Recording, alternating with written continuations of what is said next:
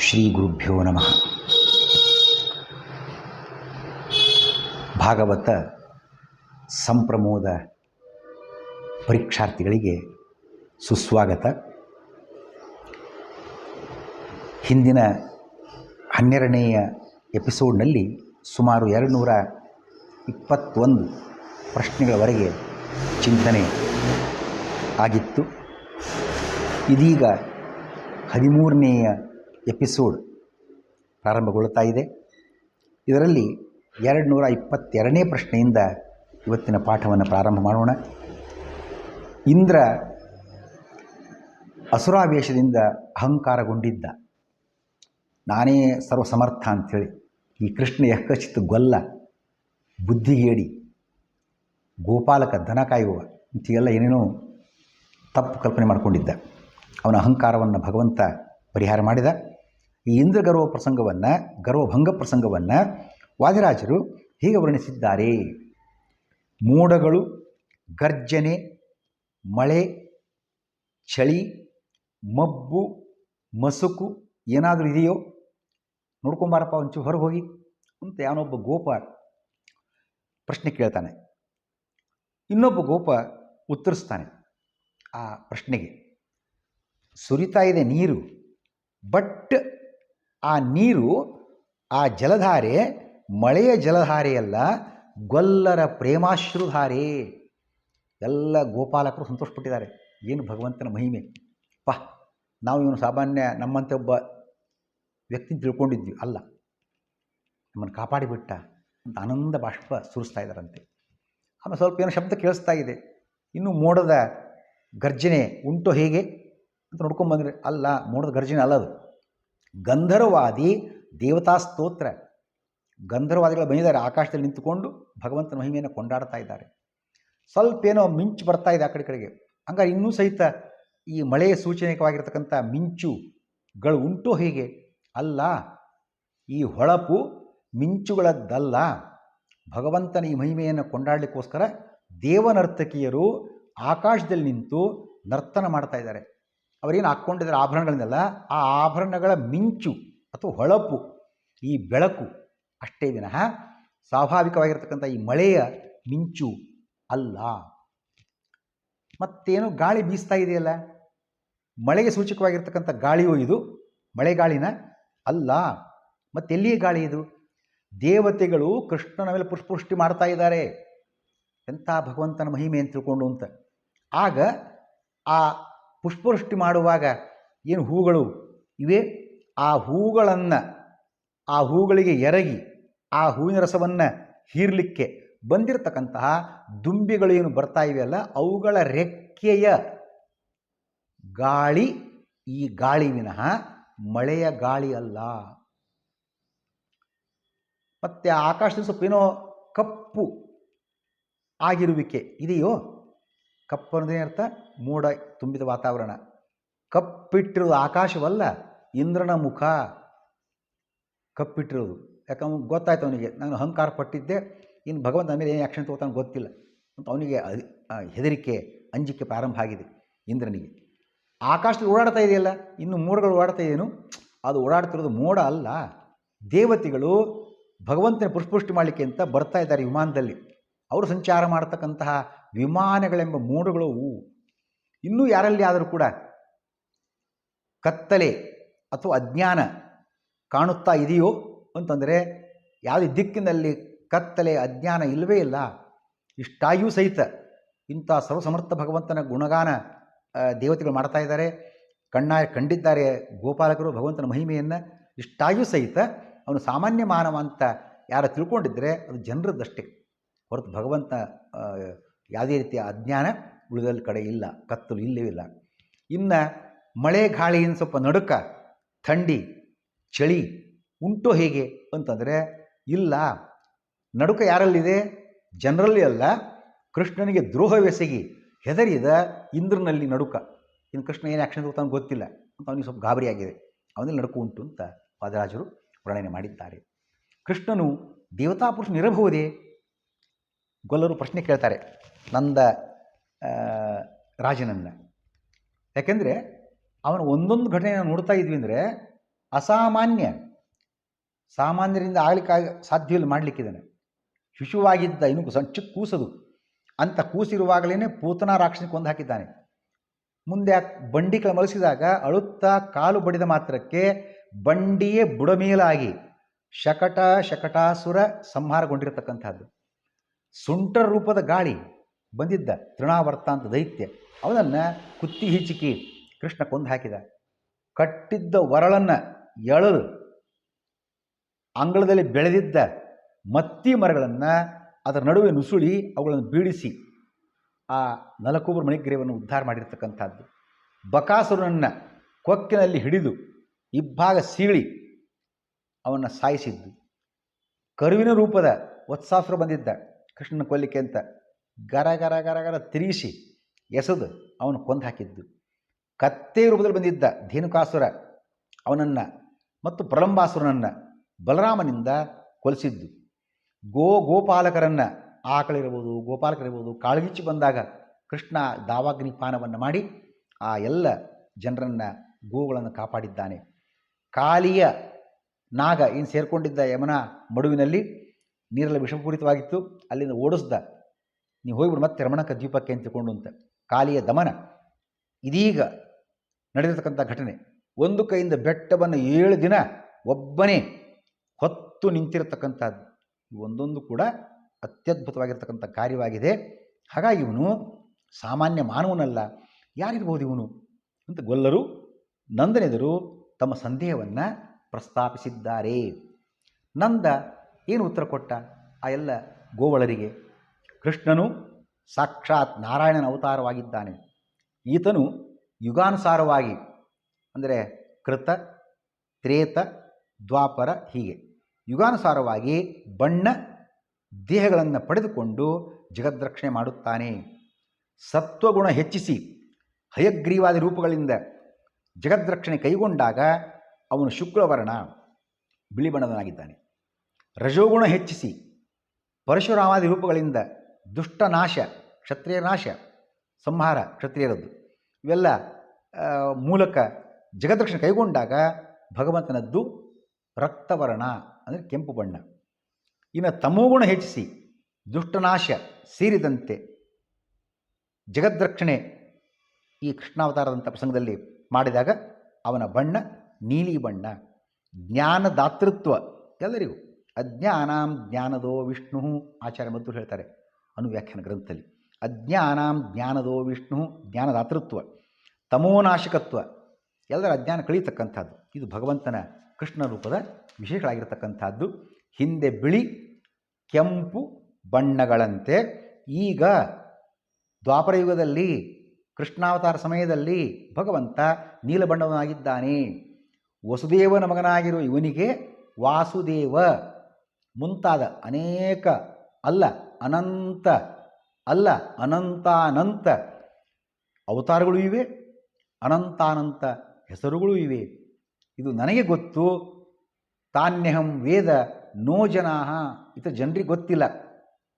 ಈ ಭಗವಂತ ಅನುಗ್ರಹವನ್ನು ಯಾರು ಪಡ್ಕೋತಾರೆ ಅವನ ಜ್ಞಾನ ಪಡ್ಕೊಂಡು ಸಾಧನೆ ಮಾಡಿ ಜ್ಞಾನ ಧ್ಯಾನ ಸಾಧನೆಯ ಮೂಲಕ ಆ ಭಗವಂತ ಅನುಗ್ರಹಕ್ಕೆ ಪಾತ್ರರಾಗ್ತಾರೆ. ಅವರಿಗೆ ಯಾವ ದುಃಖವೂ ಇಲ್ಲ, ಆರಾಮಾಗಿ ಇಡ್ತಾನೆ ಭಗವಂತವರನ್ನು ಎಂದು ಮುಂತಾಗಿ ಗರ್ಗಾಚಾರ್ಯರು ಏನು ಕೃಷ್ಣನ ನಾಮಕರಣಕ್ಕೆ ಬಂದಿದ್ದರು ಆವಾಗ ನನಗೆ ಹೇಳಿ ಹೋಗಿದ್ದಾರೆ. ಈ ಕೃಷ್ಣ ಸಾಮಾನ್ಯ ಮನುಷ್ಯನಲ್ಲ, ಸಾಕ್ಷಾತ್ ಭಗವಂತನ ಅವತಾರವಾಗಿದ್ದಾನೆ ಅನ್ನೋ ಮಾತನ್ನು ಆ ಮಾತನ್ನು ಕೂಡ ಇಲ್ಲಿ ಪ್ರಸ್ತಾಪ ಮಾಡ್ತಾ ಇದ್ದಾನೆ. ಗರ್ಗಾಚಾರ್ಯ ವಿಚಾರಕ್ಕೆ ಆಧಾರ ಏನು ಅನ್ನೋ ಮಾತನ್ನು ನೋಡುವಂತಾಗಿದ್ದರೆ ಶ್ರೀಮದಾಚಾರ್ಯರು ತಿಳಿಸ್ತಾರೆ. ಜಗತಾಂ ವರ್ಧಯನ್ ಸತ್ವಂ ಯದಾ ರಕ್ಷತಿ ಕೇಶವಃ ಹಯಗ್ರೀವಾದಿರೂಪೇಣ ಶುಕ್ಲವರ್ಣಸ್ತದಾ ವಿಭು. ಹೀಗೆಲ್ಲ ಮಾಹಿತಿಯನ್ನು ಕೊಡ್ತಾ ಹಿಂದೆ ಹೇಳಿದ ರೀತಿಯಲ್ಲೇ ವಿವರವನ್ನು ಕೊಟ್ಟಿದ್ದಾರೆ. ಮತ್ತೆ ತಂತ್ರ ಭಾಗ ಮಾತನ್ನು ಕೂಡ ತಿಳಿಸ್ಕೊಡ್ತಾರೆ. ಸ್ವೇಚ್ಛಯಾತ್ ಗುಣಾನ್ ವಿಷ್ಣು ನಾನಾ ರೂಪಾನ್ ಕರೋತ್ಯಜಃ ಗುಣಾನಾಂ ಆಶ್ರಯತ್ವಾತ್ತು ಸ ಭವೇತ್ ಸ ಗುಣಬ್ರಹ್ಮಿತಃ. ವಾಸುದೇವ ಯಾಕೆ? ವಾನಾತ್ ಸೂತೇರ್ದೇವನಾತ್ ವಾಸುದೇವೋ ವಾಸಾದ್ಯುತೇಚ್ಛಾದನಾತ್ ಕ್ರೀಡಯಾ ಚ ಬಲಾದಸುತ್ವಾದ್ ದಾತೃತೋ ವರ್ತನಾಚ್ಚ ತಂ ವಾಸುದೇವಂ ಪ್ರವದಂತಿ ವೇದಾಃ. ಇದು ಸೌಕರಾಯಣ ಶ್ರುತಿ. ವೇದವು ಹೇಳ್ತಾ ಇದೆ, ಛಾದಯಾಮಿ ಜಗದ್ವಿಶ್ವಂ ಭೂತ್ವಾ ಸೂರ್ಯೈವಾಂಶುಭಿಃ ಸರ್ವಭೂತಾದಿವಾಸಶ್ಚ ವಾಸುದೇವಸ್ತತೋಸ್ಮ್ಯಹಂ. ಇವೇ ಮುಂತಾದ ಮಾತುಗಳಿಂದ ಭಗವಂತ ಸರ್ವವ್ಯಾಪ್ತನಾಗಿದ್ದಾನೆ, ಎಲ್ಲರನ್ನು ಕಾಪಾಡ್ತಾನೆ, ಎಲ್ಲರಿಗೆ ಜ್ಞಾನಗಳನ್ನು ನೀಡ್ತಾ ಇದ್ದಾನೆ, ಅವನೇ ಸರ್ವೋತ್ತಮ, ಸರ್ವಕರ್ತ, ಸರ್ವಸಮರ್ಥ ಅನ್ನುವ ಗರ್ಗಾಚಾರ್ಯನು ಕೃಷ್ಣ ಬಗ್ಗೆ ಮಾಹಿತಿಯನ್ನು ಹೇಳಿದರು. ಆಧಾರವಾಗಿ ಮಾತನ್ನು ನೋಡಬಹುದಾಗಿದೆ. ಇಂದ್ರನಿಗೆ ಅಸುರಾವೇಶ ಹೋಯಿತು, ದೇವ ಕಳೆದ ಕೃಷ್ಣ. ಅಸುರಾವೇಶ ಹೋದ ಮೇಲೆ ಬರ್ತಾನೆ ಸ್ವರ್ಗದಿಂದ ಕಾಮಧೇನುವನ್ನು ಕರ್ಕೊಂಡು ಪಟ್ಟಾಭಿಷೇಕ ಮಾಡಬೇಕು, ಕೃಷ್ಣನಿಗೆ ಗೋವಿಂದ ನಾಮಕರಣ ಮಾಡಬೇಕು ಅನ್ನೋ ಕಾರಣಕ್ಕೋಸ್ಕರ ಕರ್ಕೊಂಡು ಬರ್ತಾನೆ. ಅಹಂಕಾರ ಹೋಗಿತ್ತು, ಕೃಷ್ಣನಿಗೆ ತಲೆ ಬಗ್ಗಿಸಿ ನನ್ನ ತಪ್ಪಾಯಿತು ಭಗವಂತ, ಏನೋ ತಿಳಿಯದೆ ತಪ್ಪು ಕಾರ್ಯ ನನ್ನಿಂದ ಆಗಿಬಿಟ್ಟಿದೆ ಅಂತ ಹೇಳಿ ಏಕಾಂತದಲ್ಲಿ ಕೃಷ್ಣನನ್ನು ಸ್ತೋತ್ರ ಮಾಡಿದ್ದಾನಂತೆ ಇಂದ್ರದೇವ. ಏನು ಸ್ತೋತ್ರ ಮಾಡಿದ?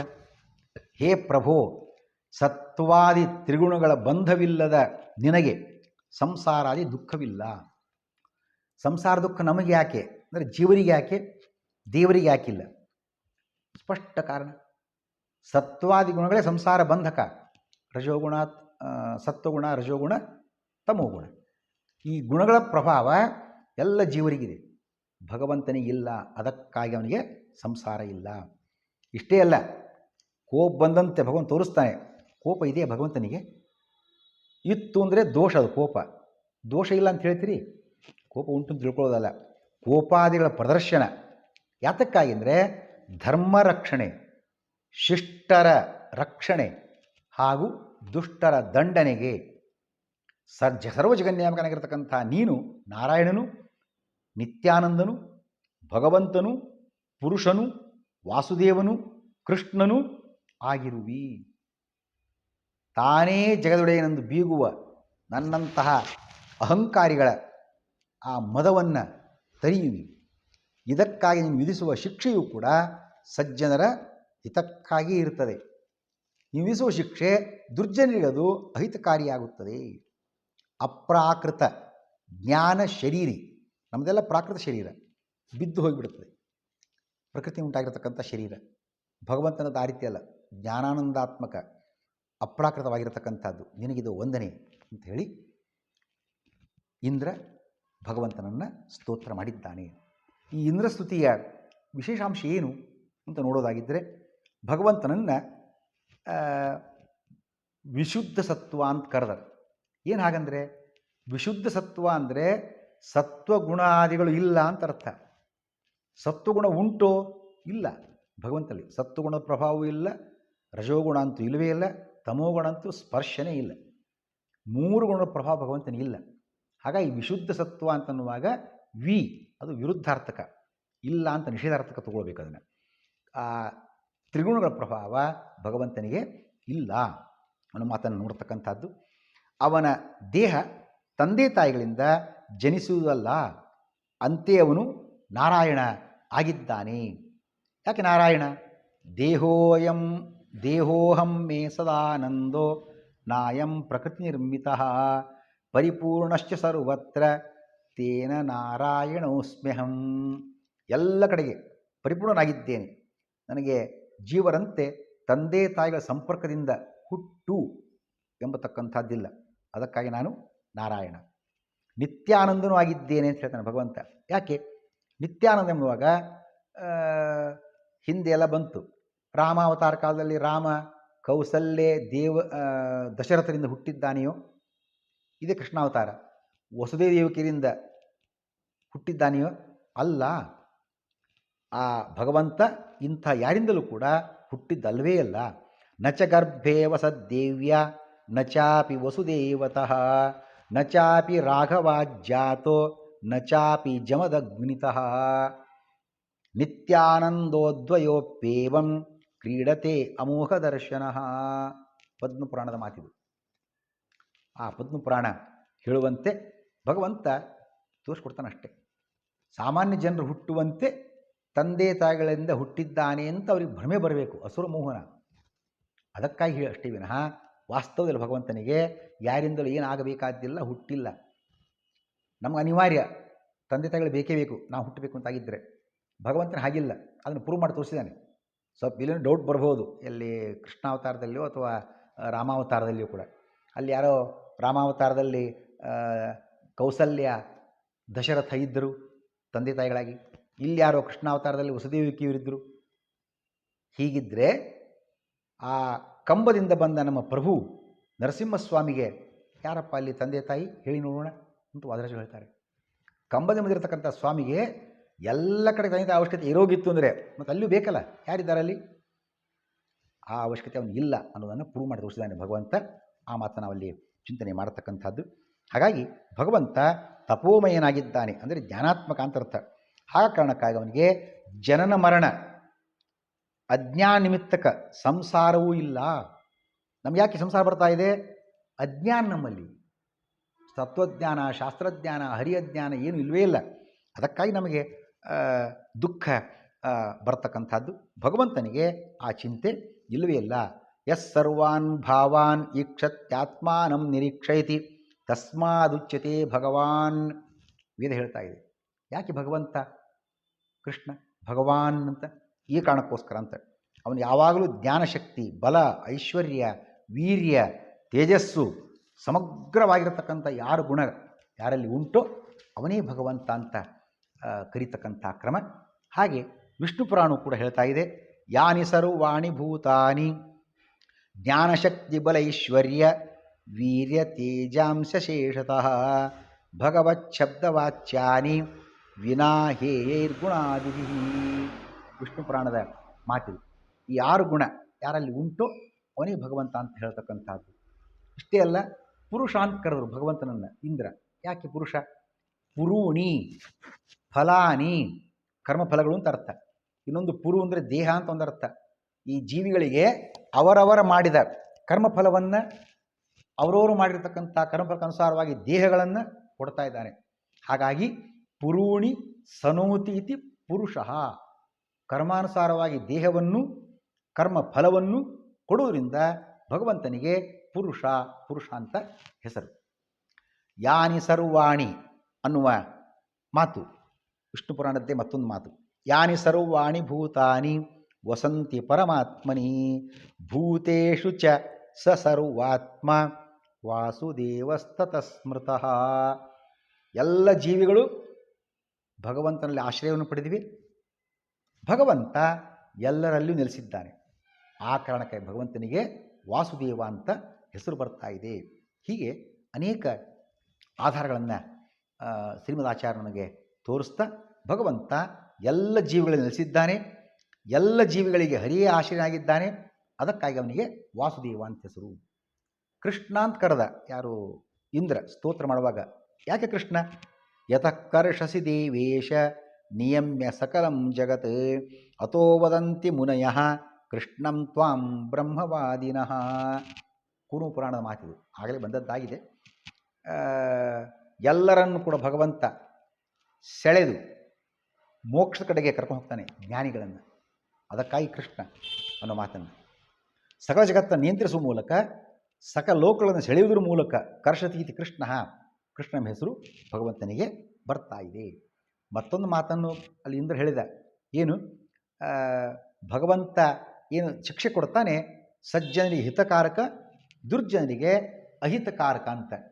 ಯಾಕೆ ಅನ್ನೋ ಮಾತನ್ನು ನೋಡುವಾಗ, ಸಜ್ಜನಿಗೆ ಹಿತಕಾರಕ ಯಾಕೆ? ಭಗವಂತ ನಾವು ಮಾಡಿದ ತಪ್ಪಿಗೆ ಶಿಕ್ಷೆ ಕೊಡ್ತಾನೆ. ಇವರು ತಿಳ್ಕೊಂಡು ಅವನು ತಪ್ಪು ಮಾಡಿದಪ್ಪ, ಭಗವಂತ ಅನುಗ್ರಹ ಮಾಡಿದ್ದಾನೆ ಅಂತ ತಿಳ್ಕೊಂಡು ತಿದ್ದಿಕೊಂಡ್ರೆ ಮತ್ತೆ ಜ್ಞಾನ ಭಕ್ತಿ ಒಳ್ಳೆಯ ಮಾರ್ಗಕ್ಕೆ ಹೋಗ್ಲಿಕ್ಕೆ ಅನುಕೂಲ ಆಗ್ತದೆ.